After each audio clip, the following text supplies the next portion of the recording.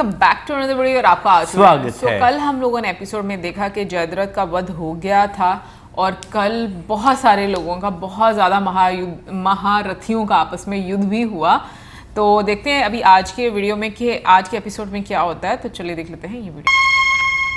14वें दिन का युद्ध अन्य दिनों के युद्ध से एक जरा अलग है।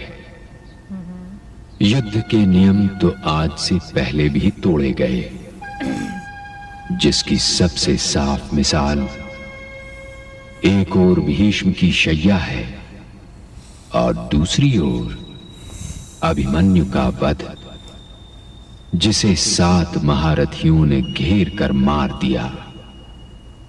किंतु आज जो हुआ वो आने वाले दिनों की बात बताता है कि शायद इस युद्ध के समाप्त होते होते कोई नियम टूटने से नहीं बचेगा।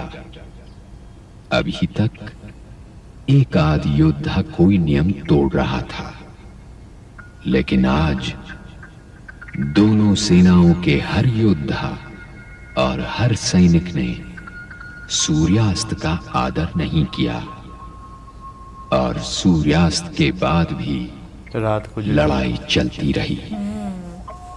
जयद्रथ के वध के बाद भी सूरज डूबा, किंतु युद्ध की समाप्ति का शंख नहीं बजा और मशालें जल उठी।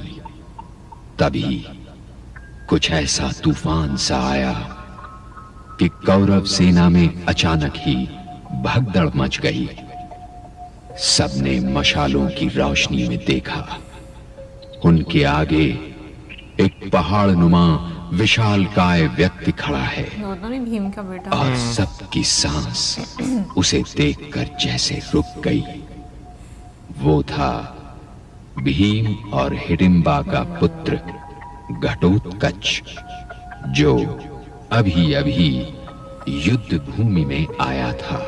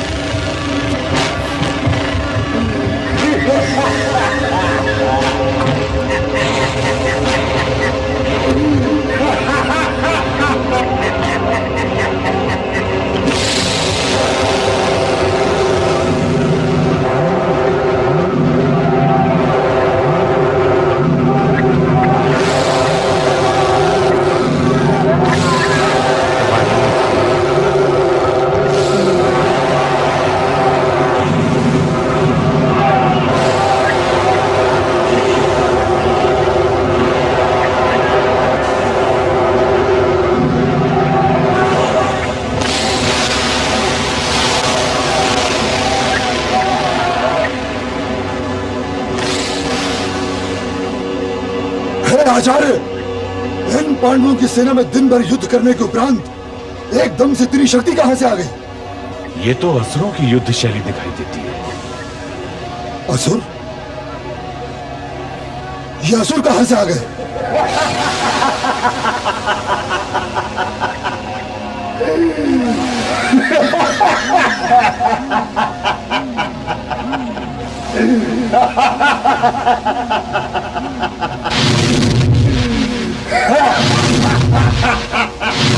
तो ये नहीं हो रहा।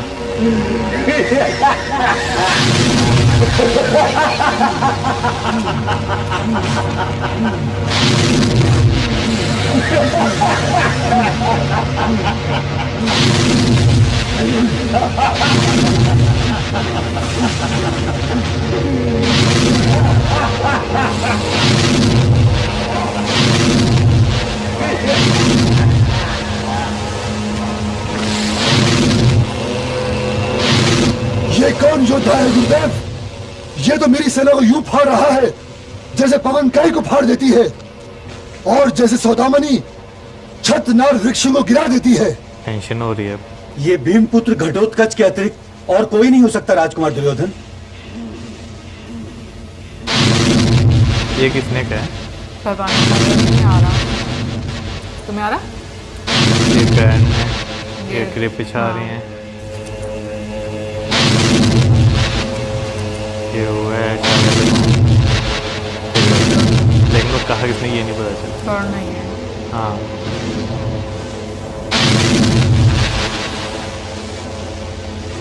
प्रणाम दानवीर कर्ण, आपकी वीरता की बड़ी कथाएं सुनी है। भीमपुत्र घटोत्कच की ओर से ये पुरस्कार ग्रहण कीजिए।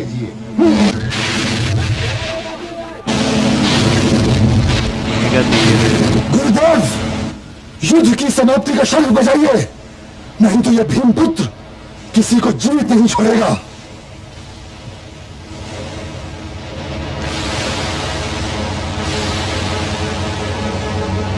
अपने फायदे के लिए।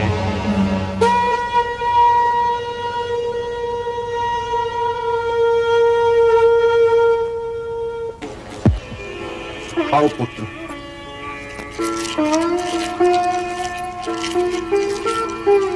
भ्राताश्री, ये मेरा पुत्र घटोत्कच है।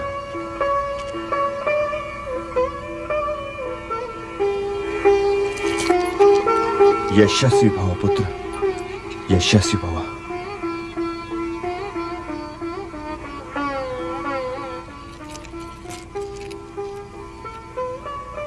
कीर्तिवान भव।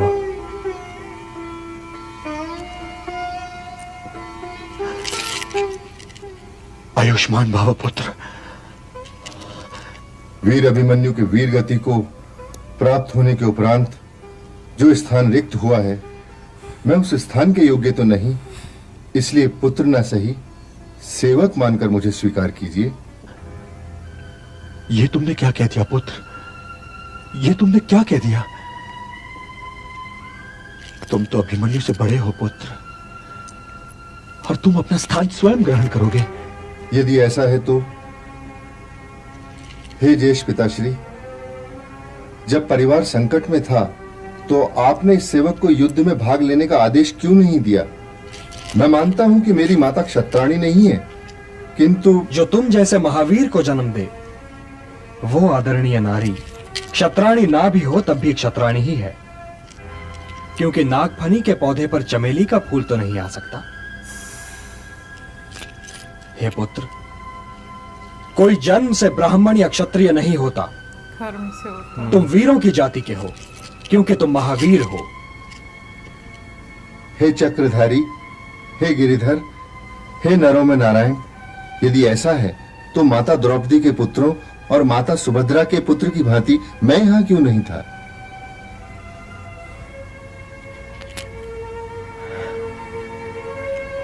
हे पुत्र, सबके आने और जाने का एक उचित समय होता है। तुम यहां ठीक समय पर आए हो, और हे महावीर, भारतवर्ष के भविष्य के लिए तुम सदैव आदरणीय रहोगे, और क्षत्राणियों के पुत्र तुम्हें सदैव आदर सहित प्रणाम करते रहेंगे। तुम भारत हो, और भरतवंश कभी तुम्हारा ऋण नहीं चुका पाएगा। प्रणाम।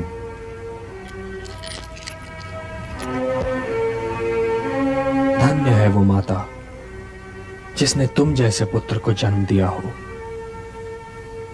मैं वासुदेव कृष्ण उन्हें प्रणाम करता हूं।